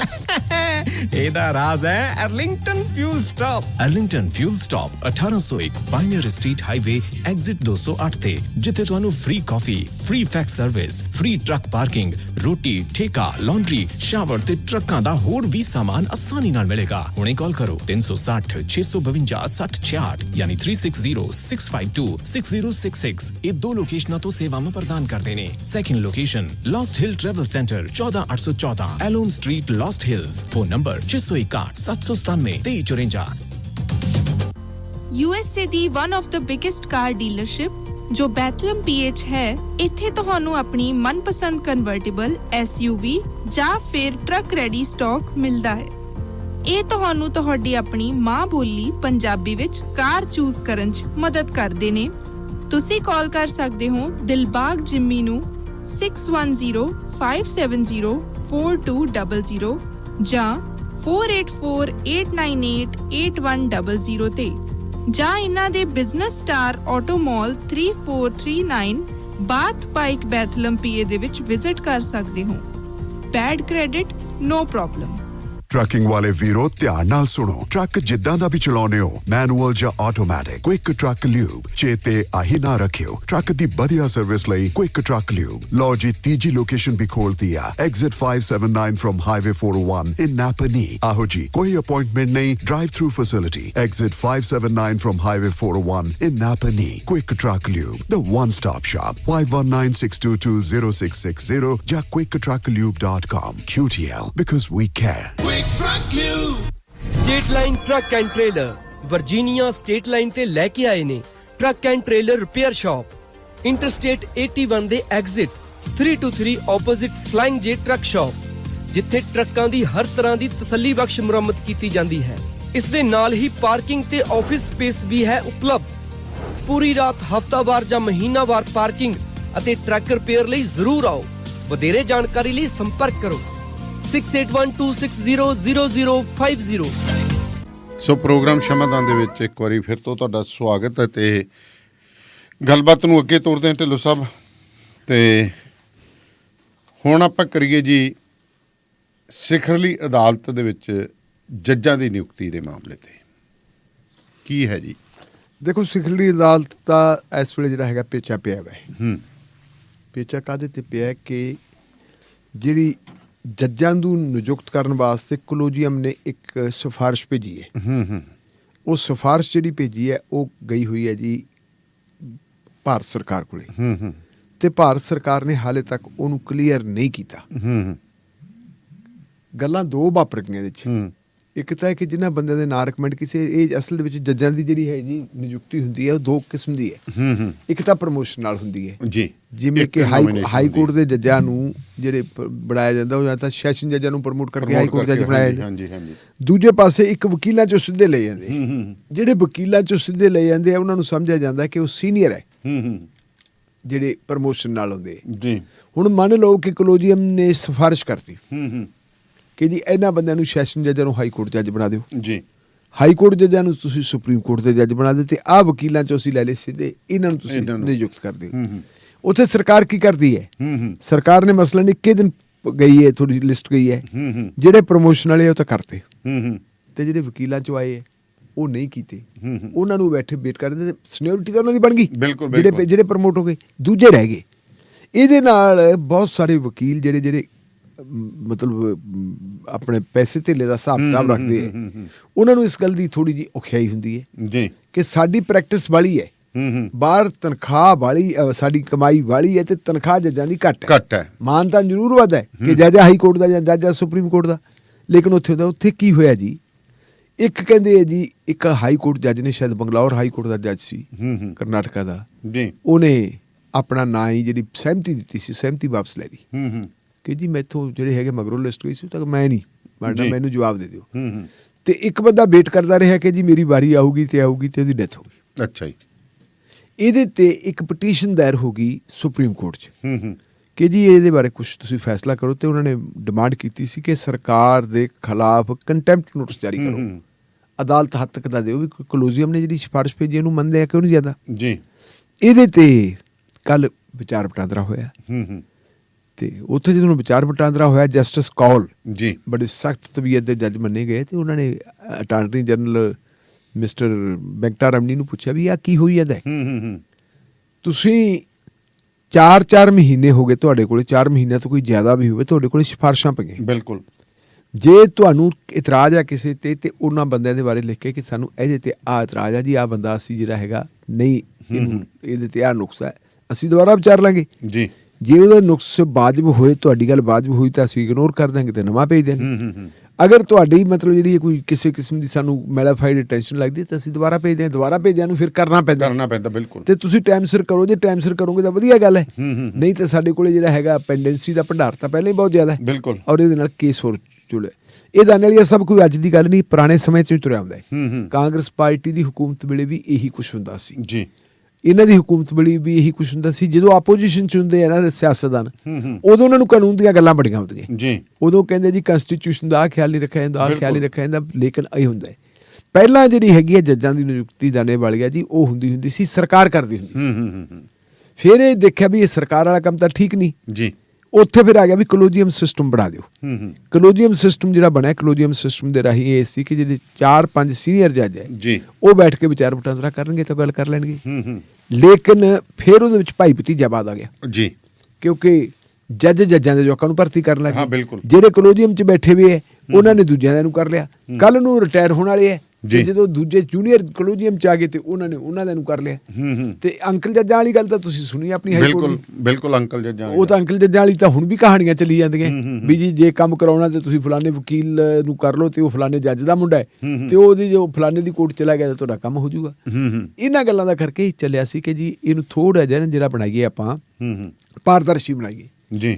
ਫਿਰ 2014 'ਚ ਨਰਿੰਦਰ ਮੋਦੀ ਸਾਹਿਬ ਜਦੋਂ ਦੇਸ਼ ਦੇ ਪ੍ਰਧਾਨ ਮੰਤਰੀ ਬਣੇ ਹੈ, ਤੇ ਉਦੋਂ ਪਾਰਲੀਮੈਂਟ ਦੇ ਵਿੱਚ ਇੱਕ ਬਿੱਲ ਆਇਆ ਸੀ ਜੀ, ਉਹ ਬਿੱਲ ਆਇਆ ਸੀ ਜਿਹਨੂੰ ਆਪਾਂ ਕਹਿ ਸਕਦੇ ਹਾਂ NJAC, ਅੱਛਾ, ਨੈਸ਼ਨਲ ਜੁਡੀਸ਼ੀਅਲ ਅਪੁਆਇੰਟਮੈਂਟ ਕਮਿਸ਼ਨ, ਅੱਛਾ, ਵੀ ਇਹ ਕਮਿਸ਼ਨ ਹੈ। ਉਸ ਕਮਿਸ਼ਨ ਦੇ ਵਿੱਚ ਸੁਪਰੀਮ ਕੋਰਟ ਦਾ ਜੱਜ ਵੀ ਹੋਊ, ਸ਼ਾਇਦ ਪ੍ਰਾਈਮ ਮਿਨਿਸਟਰ ਵੀ ਹੋਵੇ, ਵਿਰੋਧੀ ਧਿਰ ਦਾ ਆਗੂ ਵੀ ਹੋਵੇ, ਤੇ ਕਾਨੂੰਨ ਦੇ ਜਾਣਕਾਰ ਵੀ 1-2 ਬੰਦੇ ਹੋਣਗੇ, ਵੀ ਇਹੋ ਜਿਹਾ ਕੋਈ ਕਮਿਸ਼ਨ ਬਣਾ ਦਿਓ ਜੀ।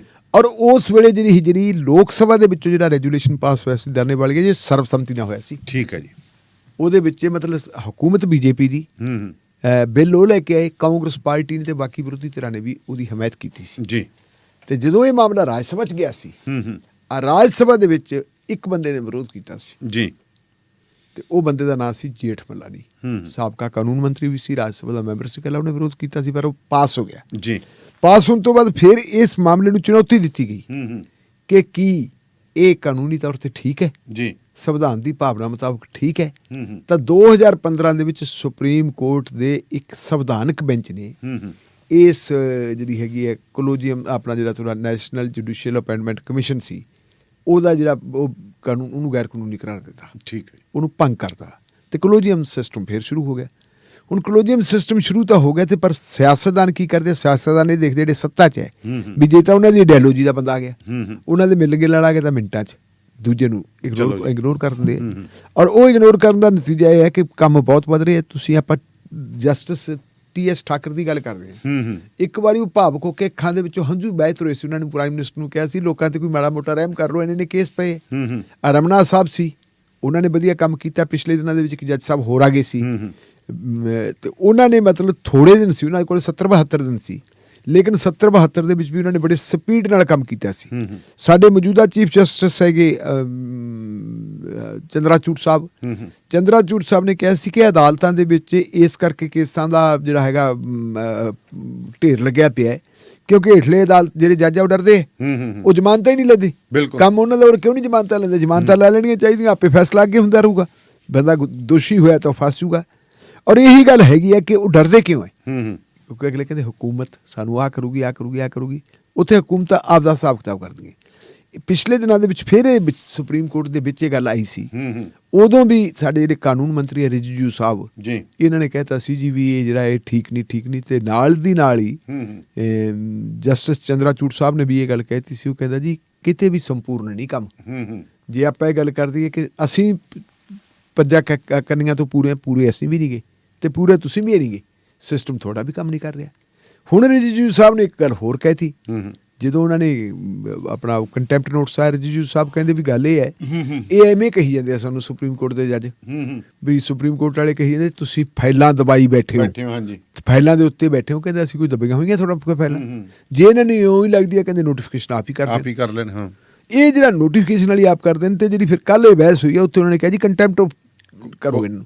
ਇਹਨਾਂ ਨੇ ਅਦਾਲਤ ਦੇ ਹੱਦ ਤੱਕ ਕੀਤੀ ਹੈ। ਚਾਹੀਦਾ ਤਾਂ ਇਹ ਸੀ ਜਸਟਿਸ ਕੌਲ ਸਾਹਿਬ, ਮੈਂ ਜਿਵੇਂ ਪਹਿਲਾਂ ਕਹਿ ਚੁੱਕਿਆ ਸਖਤ ਜੱਜ ਆ, ਉਹਨਾਂ ਨੂੰ ਚਾਹੀਦਾ ਸੀ ਕੰਟੈਂਪਟ ਨੋਟਿਸ ਜਾਰੀ ਕਰਦੇ, ਪਰ ਉਹਨਾਂ ਨੇ ਕਹਿਤਾ ਇਹ ਗੱਲ ਠੀਕ ਨਹੀਂ। ਤੁਸੀਂ ਭਾਈ ਆਪਣੀ ਸਰਕਾਰ ਤੋਂ ਜਵਾਬ ਲੈਣ ਇੱਕ ਵਾਰੀ ਤੇ ਸਾਨੂੰ ਦੱਸੋ। ਉਹ ਜਵਾਬ ਲੈਣ ਵਾਸਤੇ ਟਾਈਮ ਦਿੱਤਾ ਜੀ। ਹੁਣ ਉਹ ਦੱਸਣਗੇ ਅਟਾਰਨੀ ਜਨਰਲ ਸਾਹਿਬ ਜਿਹੜੇ ਵੈਂਕਟਾ ਰਮਨੀ ਹੈ ਤੇ ਤੁਸ਼ਾਰ ਮਹਿਤਾ ਸਾਹਿਬ ਅੱਗੇ ਇਹਦੇ 'ਚ ਕੀ ਹੋਣਾ। ਪਰ ਮੇਰੇ ਖਿਆਲ ਮੁਤਾਬਕ ਇਹ ਹੈ ਕਿ ਜਿਹੜਾ ਬੈਲੈਂਸ ਹੈ, ਜਿਹੜੀ ਲੈਜਿਸਲੇਟਰ ਹੈ ਕਾਨੂੰਨ ਬਣਾਉਂਦੀ ਹੈ, ਉਹਨਾਂ ਨੂੰ ਲਾਗੂ ਕਰਦੀ ਹੈ ਐਗਜ਼ੈਕਟਿਵ, ਔਰ ਉਹਦੀ ਜਿਹੜੀ ਹੈਗੀ ਹੈ ਕਿ ਉਹ ਠੀਕ ਚੱਲ ਰਿਹਾ ਸਾਰਾ ਉਹਦਾ ਐਨਾਲਿਸਿਸ ਕਰਦੀ ਹੈ, ਉਹਦੇ ਤੇ ਨਿਗਰਾਨੀ ਰੱਖਦੀ ਹੈ ਜੁਡੀਸ਼ਰੀ। ਔਰ ਇਹ ਬੈਲੈਂਸ ਬਣਾ ਕੇ ਰੱਖਣਾ ਜ਼ਰੂਰੀ ਹੈ ਤੇ ਜੁਡੀਸ਼ਰੀ ਤੇ ਸਾਰੇ ਅੰਗ ਠੀਕ ਕੰਮ ਕਰਦੇ। ਇਹ ਕੰਮ ਹੁੰਦਾ ਸੀ ਮੀਡੀਆ ਦਾ, ਤੇ ਮੀਡੀਆ ਦੀ ਤਾਂ ਹੁਣ ਆਪਣੀ ਹਾਲਤ ਤੁਹਾਨੂੰ ਪਤਾ ਹੀ ਹੈ ਜੋ ਹੋਈ ਵੀ ਹੈ। ਮੀਡੀਆ ਦਾ ਮੀਡੀਆ ਰਹੇ ਹੀ ਨਹੀਂ, ਉਹ ਤਾਂ ਵਾਚ ਡੌਗ ਤੋਂ ਡੌਗ ਬਣ ਗਏ। ਨਹੀਂ ਬਸ ਕਿਹੜਾ ਡੌਗ ਹੀ ਡੌਗ ਹੈ, ਬਸ ਉਹ ਹੈ ਡੌਗ ਜਿਹੜਾ ਹੈ ਕਿ ਦੋ ਘਰਾਣੇ ਦਾ ਹੈ। ਜੇ ਕੋਈ ਮਾੜੀ ਮੋਟੀ ਗੱਲ ਜੀ ਕੱਲੀ NDTV ਵਾਲੀ ਰਹਿ ਗਈ ਸੀ, ਕਹਿੰਦੇ ਜੀ ਉਹਨੂੰ ਪੈ ਗਿਆ ਜੱਫਾ, ਹੁਣ ਨਿਕਲ ਉਹ ਵੀ ਨਹੀਂ ਸਕਦਾ। NDTV ਨੂੰ ਲੈ ਲਿਆ ਤੰਦੂਏ ਜਾਲ 'ਚ ਫਸਾ ਲਿਆ ਵਾ। ਤੇ ਸਾਰੇ ਦੇ ਸਾਰੇ ਜੋ ਉਹਨਾਂ ਨੇ ਕਰਨਾ ਉਹੀ ਕਰਦੇ। ਉਹ ਦੋ ਬੰਦੇ ਹੈ, ਅਦਾਨੀ ਤੇ ਅੰਬਾਨੀ। ਬਿਲਕੁਲ ਟੋਟਲ ਮੀਡੀਆ ਤੇ ਉਹਨਾਂ ਦਾ ਕਬਜ਼ਾ ਹੋ ਗਿਆ। ਸੋਸ਼ਲ ਮੀਡੀਆ ਜਿਹੜਾ ਹੈਗਾ ਜਿੰਨਾ ਕਾਬ ਦਾ ਕੰਮ ਕਰਦਾ ਉਹਦੇ ਵਿੱਚ ਵੀ ਕਰਪਸ਼ਨ ਕਰਤੀ ਬਹੁਤ। ਸੋਸ਼ਲ ਮੀਡੀਆ ਤੇ ਇਹ ਹੋ ਗਿਆ ਨਾ ਵੀ ਜੇ ਸਾਡੇ ਮੁਤਾਬਕ ਨਹੀਂ ਚੱਲੋਗੇ ਪੇਜ ਦੱਬ ਦਿਆਂਗੇ। ਜਿਵੇਂ ਕਹਿੰਦੇ ਉਹ ਪੈਸੇ, ਤੁਹਾਨੂੰ ਪਤਾ ਵੀ ਸੋਸ਼ਲ ਮੀਡੀਆ ਤੇ ਵੱਡੇ ਚੈਨਲ ਵਾਂਗੂ ਤਾਂ ਐਡ ਆਉਂਦੀ ਨਹੀਂ।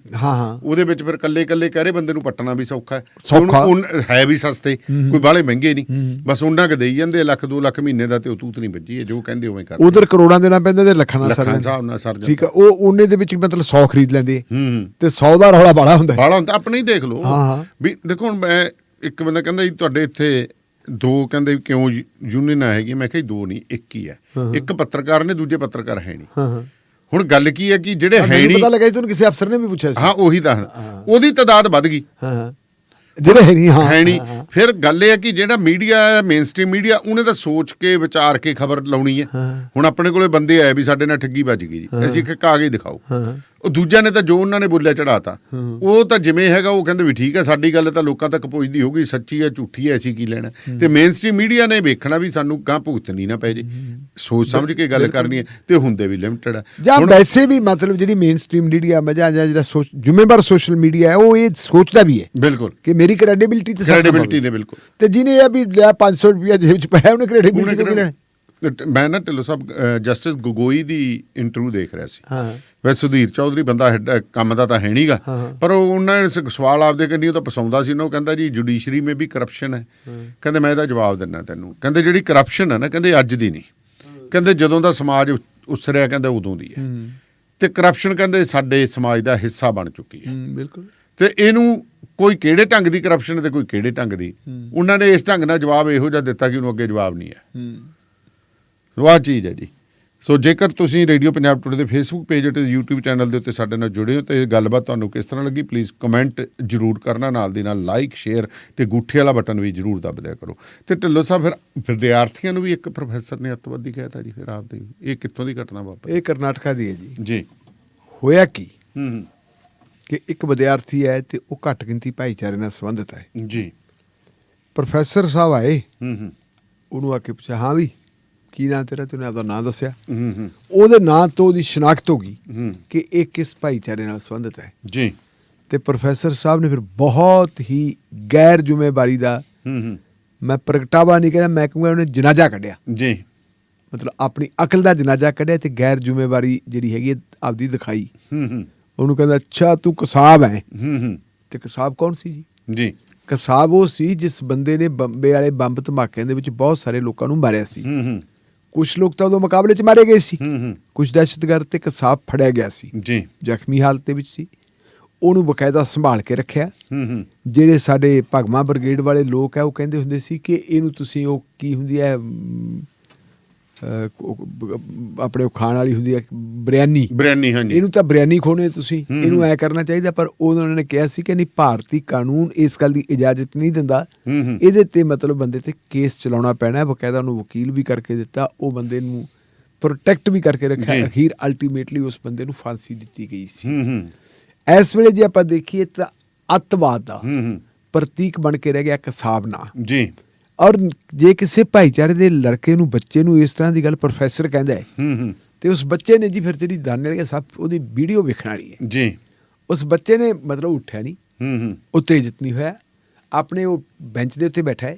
ਉਹ ਪ੍ਰੋਫੈਸਰ ਸਾਹਿਬ ਨੂੰ ਸਵਾਲ ਕਰ ਰਿਹਾ ਜੀ ਕਿ ਤੁਸੀਂ ਜ਼ਿੰਮੇਵਾਰ ਬੰਦੇ ਹੋ, ਪੜ੍ਹੇ ਲਿਖੇ ਬੰਦੇ ਹੋ, ਤੁਹਾਥੋਂ ਇਹ ਗੱਲ ਜਿਹੜੀ ਹੈਗੀ ਹੈ ਇਹਦੀ ਉਮੀਦ ਨਹੀਂ ਕੀਤੀ ਜਾ ਸਕਦੀ। ਤੁਸੀਂ ਜਿਹੜੀ ਹੈਗੀ ਹੈ ਗੱਲ ਮੇਰੇ ਤੇ, ਤੁਸੀਂ ਅੱਤਵਾਦ ਦਾ ਜਿਹੜਾ ਹੈਗਾ ਲੈਵਲ ਕਿਵੇਂ ਲਾਤਾ? ਇਹ ਤੁਹਾਡੀ ਗੱਲ ਗਲਤ ਹੈ। ਪ੍ਰੋਫੈਸਰ ਸਾਹਿਬ ਨੂੰ ਅਹਿਸਾਸ ਤਾਂ ਹੋ ਗਿਆ, ਲੇਕਿਨ ਗੱਲ ਉਦੋਂ ਤੱਕ ਫਿਰ ਤੂਲ ਬਹੁਤ ਫੜ ਗਈ ਜੀ। ਉਧਰੋਂ ਤੁਹਾਨੂੰ ਪਤਾ ਓਵੈਸੀ ਹੋਰੀ ਵੀ ਹੈਗੇ ਹੈ। ਓਵੈਸੀ ਹੋਰੀ ਵੈਸੇ ਤਾਂ ਕਹਿੰਦੇ ਜੀ ਉਹ ਮੁਸਲਮਾਨਾਂ ਦੀ ਗੱਲ ਕਰਦੇ ਹੈ, ਪਰ ਉਹਨਾਂ ਦੇ ਪੋਲੀਟੀਕਲ ਐਕਸ਼ਨ ਇਸ ਕਿਸਮ ਦੇ ਹੁੰਦੇ ਆ ਜਿਹੜੇ ਮੁਸਲਮਾਨਾਂ ਦੀ ਬਜਾਏ ਜ਼ਿਆਦਾ ਬੀਜੇਪੀ ਦੇ ਹੱਕ 'ਚ ਹੋ ਜਾਂਦੇ। ਪਰ ਉਹਨਾਂ ਨੇ ਵੀ ਫਿਰ ਆਪਦਾ ਜਿਹੜਾ ਹੈਗਾ ਪੀਪਣੀ ਵਜਾਤੀ ਕਿ ਆਹ ਕੀ ਹੁੰਦਾ ਹੈ। ਹੁਣ ਦਾ ਨਾਲ ਇਹ ਸਭ ਪਤਾ ਲੱਗਿਆ ਕਿ ਉਸ ਪ੍ਰੋਫੈਸਰ ਨੂੰ ਸਸਪੈਂਡ ਕਰ ਦਿੱਤਾ ਹੈ।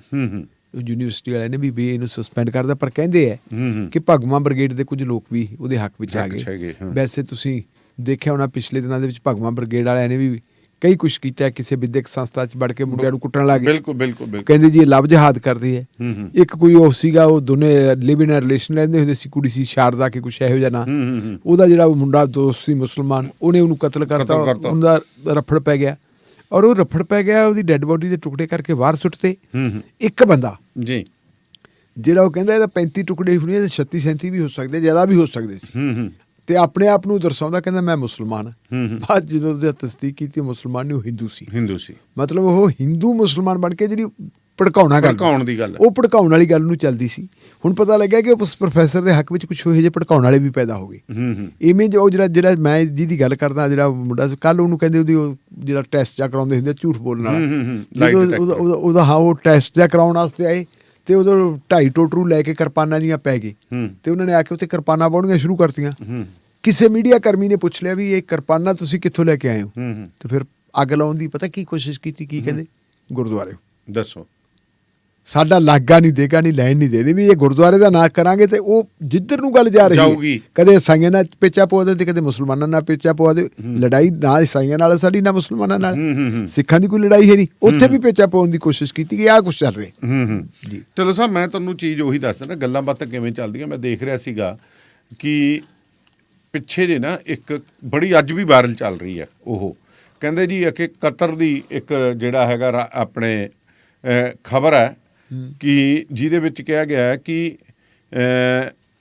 ਇੱਕ ਰਾਣੀ ਜਿਹੜੀ ਹੈ, ਕਤਰ ਦੀ ਰਾਜਕੁਮਾਰੀ ਹੈ ਜਿਹੜੀ, ਉਹ ਲੰਦਨ ਦੇ ਇੱਕ ਹੋਟਲ ਦੇ ਵਿੱਚ 7 ਮਰਦਾਂ ਦੇ ਨਾਲ ਸੰਬੰਧ ਬਣਾਉਂਦੀ ਹੋਈ ਫੜੀ ਗਈ। 2020 ਦੀ ਇਹ ਖਬਰ ਵਾਇਰਲ ਹੋਣ ਲੱਗੀ ਹੈ। ਅੱਛਾ, ਚੱਲੀ ਜਾਂਦੀ ਆ, ਅੱਜ ਫੇਰ ਉੱਤੇ ਹੈ। ਅਸਲ ਦੇ ਵਿੱਚ ਕੀ ਚੀਜ਼ ਆ, ਉਹ ਜਿਹੜੀ ਵਿਚਾਰੀ ਦੀ ਤਸਵੀਰ ਲਾਤੀ ਉਹ ਤੇ, ਤੁਹਾਨੂੰ ਦੱਸਦਾ ਫੇਕ ਵਰਡ ਕਿਵੇਂ ਚੱਲਦਾ। ਉਹ ਵਿਚਾਰੀ ਇੱਕ ਕਤਰ ਇਲਾਕੇ ਦੇ ਵਿੱਚ ਜਿਹੜੀ ਉੱਥੋਂ ਦੀ ਇੱਕ ਲੜਕੀ, ਉੱਥੇ ਤੁਹਾਨੂੰ ਪਤਾ ਕਤਰ ਕਿੰਨਾ ਕੱਟੜ ਹੈ, ਤੇ ਉਹ ਜਿਹੜੀ ਔਰਤ ਹੈਗੀ ਆ ਉਹਦੀ ਪ੍ਰੋਫਾਈਲ ਲਾਈ, ਉਹਦਾ ਨਾਂ ਹੈਗਾ ਆਲੀਆ ਅਲ ਮੁਜ਼ਰਈ। ਉਹਨੇ BA ਦੀ ਡਿਗਰੀ ਕੀਤੀ ਹੈ ਮੈਨੇਜਮੈਂਟ ਦੇ ਵਿੱਚ, ਤੇ ਹੁਣੇ ਕਹਿੰਦੇ ਉਹਦੀ ਤਾਰੀਫ ਕੀਤੀ ਜਾ ਰਹੀ ਹੈ ਵੀ ਦੇਖੋ ਵੀ ਕਿਸ ਤਰ੍ਹਾਂ ਇਹਨੇ ਉਸ ਦੁਨੀਆ ਨੂੰ ਜਿਹੜਾ ਕੱਟੜਪੰਥੀ ਨੂੰ ਤੋੜ ਕੇ ਇਹ ਅੱਗੇ ਆਈ ਹੈ। ਉਹਦੀ ਵਿਚਾਰੀ ਦੀ ਖਬਰ ਫੋਟੋ ਚੱਕ ਲਈ, ਬਣਾਤੀ ਰਾਣੀ ਰਾਜਕੁਮਾਰੀ ਬਣਾਤੀ, ਤੇ ਨਾਲ ਇਹ ਵੀ ਦੱਸਦਾ 50 ਕਰੋੜ ਯੂਰੋ ਰਿਸ਼ਵਤ ਦੇਣ ਦੀ ਕੋਸ਼ਿਸ਼ ਕੀਤੀ ਗਈ ਖਬਰਾਂ ਰੋਕਣ ਦੇ ਲਈ। ਹੁਣ ਮੈਂ ਹੈਰਾਨ ਹੈ ਕਿ ਫੇਕ ਖਬਰ ਜਦੋਂ ਪੈਂਦੀ ਹੈ, ਕੀ ਟਵਿੱਟਰ ਇਸ ਨੂੰ ਰੋਕ ਨਹੀਂ ਸਕਦਾ? ਕੀ ਫੇਸਬੁੱਕ ਰੋਕ ਨਹੀਂ ਸਕਦੀ ਵੀ ਇਹ ਚੀਜ਼ ਕਿਵੇਂ ਚੱਲ ਰਹੀ ਹੈ? ਫੇਕ ਵੀ ਪ੍ਰੂਵ ਹੋ ਗਈ, ਪਰ ਫੇਰ ਚੱਲ ਰਹੀ ਹੈ। ਹੁਣ ਫੇਸਬੁੱਕ ਦੇ ਉੱਤੇ ਫੇਰ ਆਈ ਜਾਂਦੀ ਉਹੀ ਫਿਰ ਆ ਗਿਆ ਨਾ ਫਿਰ ਜਿਹੜਾ ਫਿਰ ਅਸਲ ਮੀਡੀਆ ਤੇ ਨਕਲ ਮੀਡੀਆ। ਹਾਂ, ਉਹ ਕਈ ਵਾਰੀ ਹੁਣ ਤੁਸੀਂ ਦੇਖੋ ਆਪਣੇ ਨਾਲ ਨਹੀਂ ਇੱਕ ਹੋ ਗਈ ਸੀ ਪਿੱਛੇ ਜੇ ਕਿਸੇ ਨੇ ਕਹਿਤਾ ਆਪਾਂ ਵੀ ਕਹਤਾ ਹਾਂਜੀ ਉਹ ਹੋ ਗਈ, ਮੁੜ ਕੇ ਪਤਾ ਕੀਤਾ ਉਹਦਾ ਕਈ ਸਾਲ ਪੁਰਾਣੀ ਖਬਰ ਸੀਗੀ। ਉਹ ਸੀਗੀ ਆਪਣੇ ਸਤਵੰਤ ਸਿੰਘ ਦੇ ਬਾਪ ਵਾਲੀ। ਹਾਂ, ਸਤਵੰਤ ਸਿੰਘ ਦੇ ਬਾਪ ਵਾਲੀ ਖਬਰ ਇੱਥੇ ਬੈਠੀ ਆ ਪਕੜੀ ਨੇ। ਸਤਵੰਤ ਸਿੰਘ ਦੇ ਬਾਪ ਦੀ ਕਹਿੰਦੇ ਜੀ ਉਹ DMC ਲੁਧਿਆਣੇ ਦੇ ਵਿੱਚ ਦਾਖਲ ਸੀ। ਇਹ ਉਹਨਾਂ ਦਿਨਾਂ ਦੀ ਗੱਲ ਹੈ ਜਦੋਂ ਬ੍ਰਿਗੇਡੀਅਰ ਗਗਨੇਜਾ ਦੇ ਉੱਤੇ ਹਮਲਾ ਹੋਇਆ ਸੀ। ਬ੍ਰਿਗੇਡੀਅਰ ਗਗਨੇਜਾ ਨੂੰ ਜਲੰਧਰ ਤੋਂ ਸ਼ਿਫਟ ਕਰਤਾ ਆਪਣੇ DMC 'ਚ। DMC ਦੇ ਵਿੱਚ ਕਿਉਂਕਿ ਉਹ RSS ਦਾ ਡਿਪਟੀ ਚੀਫ ਸੀ ਪੰਜਾਬ ਦਾ, ਔਰ ਸਰਦਾਰ ਪ੍ਰਕਾਸ਼ ਸਿੰਘ ਬਾਦਲ ਪੰਜਾਬ ਦੇ ਮੁੱਖ ਮੰਤਰੀ ਸੀ। RSS ਨਾਲ ਸੰਬੰਧ ਹੈਗੇ ਸੀ BJP ਨਾਲ। ਉਹਦੀ ਖਬਰ ਲੈਣ ਵਾਸਤੇ ਆਏ ਤੇ ਉੱਥੇ ਲਿਖਤਾ ਕਿਸੇ ਨੇ ਵੀ ਜਦੋਂ ਖਬਰ ਲੈਣ ਵਾਸਤੇ DMC ਬਾਦਲ ਸਾਹਿਬ ਪਹੁੰਚੇ ਤੇ ਰਸਤੇ ਦੇ ਵਿੱਚ ਬਾਪੂ ਤਰਲੋਕ ਸਿੰਘ ਜਿਹੜੇ ਉਹਦੇ ਪਿਤਾ ਜੀ ਸੀ, ਸਤਵੰਤ ਸਿੰਘ ਦੇ ਜੀ ਨੇ ਇੰਦਰਾ ਗਾਂਧੀ ਨੂੰ ਕਤਲ ਕੀਤਾ ਸੀ, ਉਹਦਾ ਬੈੱਡ ਪਿਆ ਸੀ। ਉਹ ਕਹਿੰਦੇ ਵੀ ਕਿ ਪ੍ਰਕਾਸ਼ ਸਿੰਘ ਬਾਦਲ ਦੇ ਮੱਥੇ ਨਾ ਲੱਗ ਜੇ, ਜਾਂ ਪ੍ਰਕਾਸ਼ ਸਿੰਘ ਬਾਦਲ ਨੂੰ ਕੋਈ ਸਵਾਲ ਨਾ ਕਰਦੇ ਤੇ ਉਹਨੂੰ ਚੱਕ ਕੇ ਪਾਸੇ ਕਰਤਾ। ਆਪਾਂ ਨੂੰ ਉਹ ਕਿਸੇ ਨੇ ਭੇਜਤੀ ਤੇ ਆਪਾਂ ਇੱਥੇ ਬੈਠ ਕੇ ਗੱਲ ਕਰ ਲਈ, ਭਲਾ ਹੋਵੇ ਕਿਸੇ ਆਪਣੇ ਲਿਸਨਰ ਦਾ, ਉਹਨਾਂ ਨੂੰ ਕਰੈਕਟ ਕਰਤਾ। ਉਹ ਕਹਿੰਦਾ ਹੁੰਦਾ ਯਾਰ ਵਿਚਾਰੇ ਨੂੰ ਮਤਲਬ ਵੀ ਇਸ ਸੰਸਾਰ ਤੋਂ ਵਿਦਾ ਹੋਏ ਨੂੰ ਕਈ ਸਾਲ ਹੋ ਗਏ, ਤੁਸੀਂ ਇਹ ਗੱਲ ਕੀ ਕਰੀ ਜਾਂਦੇ? ਤੇ ਆਪਾਂ ਨੂੰ ਮਾਫੀ ਮੰਗਣੀ।